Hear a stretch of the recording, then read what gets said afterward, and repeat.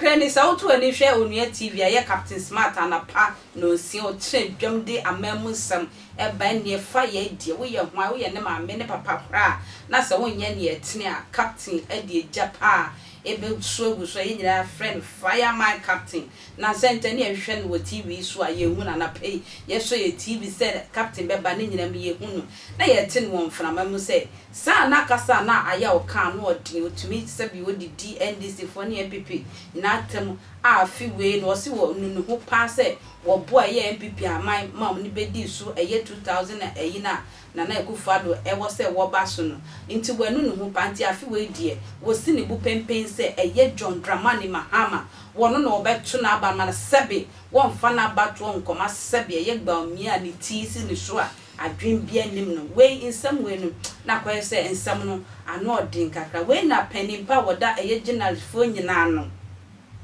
etin sam na je se yaye kasetia ama sebi ama penifo bi we nam sma oma no suspension kakra no nti na ye hu Captain Smart na nedie ye kosto TV 6 o'clock Captain ena yi ni tinen sama Captain e dia begu fom no die wo si ono ensuo be ye oboden wasan be gina nice o de me ente Captain emrasisia me chete fo yina me se na mo afeme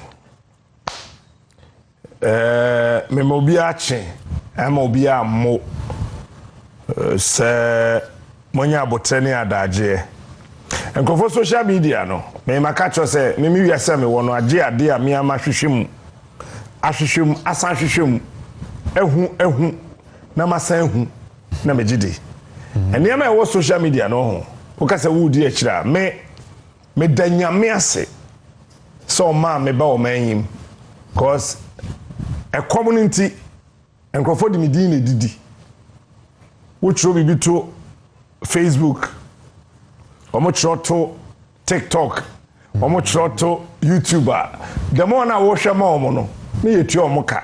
When you scared it, me Danyamia say, me personality will create employment. The Dika is Obia Yimedi. Obia Yimedi. Obia suspended me, Obia suspended me. And yes, sir. Me didn't say I say obi so no, but the point is that na my bre you friend on to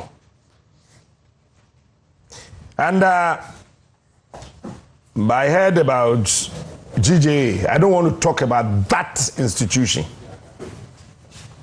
that association, you know, that group, you know. I just don't want to talk about it. But I'm entertained crowd. The entire makers and a lot of people were calling me about it. Yeah. The fact still remains. Me member of GJA. Me nye bisu da. Cause it's a me. Cause we serious association. If members can go take money and organize a press conference about me, I mean you member. Na mentiasie. I've said it and I'm still repeating. 213,000 Ghana cedis. That is the amount of money a bar say ye de ama Jomfo and an Nkrofo. So mumfa nkoye press conference about Captain Smart. But come to think of this, I thank God I'm the most and the biggest broadcaster in this country. You can't take it from me. The Americans say me GJA ni me yebisu danamewu because the only journalist association in the world are Onua Tv members. They are lost and lost for good. And mekai say yetria wonka 213,000 Ghana cedis. Jomfo should come out and deny. It's a 2.13 billion old currency. So I'm going to press conference about Captain Smart. Me can't say win and check Ghana for me means some count. Me means slow as some can and you're number one. Jimmy Semenka. We are me mammy, we are me papa, we are wine, we are wine, we are wine, we are wine. Now me say meka throw plane. Menka. Me minsuro asem ka ena me bu nipa suro onyankopon asi me bu nipa pa esuro onyankopon ba se eduru oman Ghana soa me pacho menjeje me tie me ye eno na ya na professor captain odi atem captain omu ade ga hey listen to me and listen good tie me say met me the bibia was asase bia chew but a bad Ghana ehun asema don't try me because one sha de make catch na won de meye wo no wo mpem asem da but then no so mpom fa me ho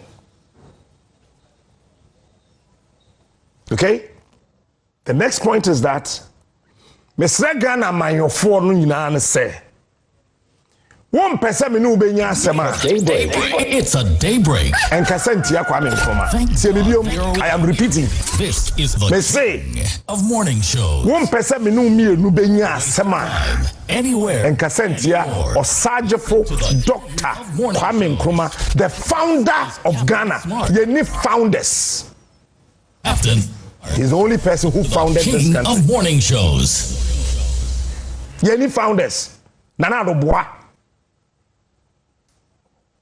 Obwa, JB Dankwa, he knows nothing about the name Ghana. It's a lie. Captain Smart, the king of morning shows. Eti, one person me no benya asema. Eba no oman kron Ghana.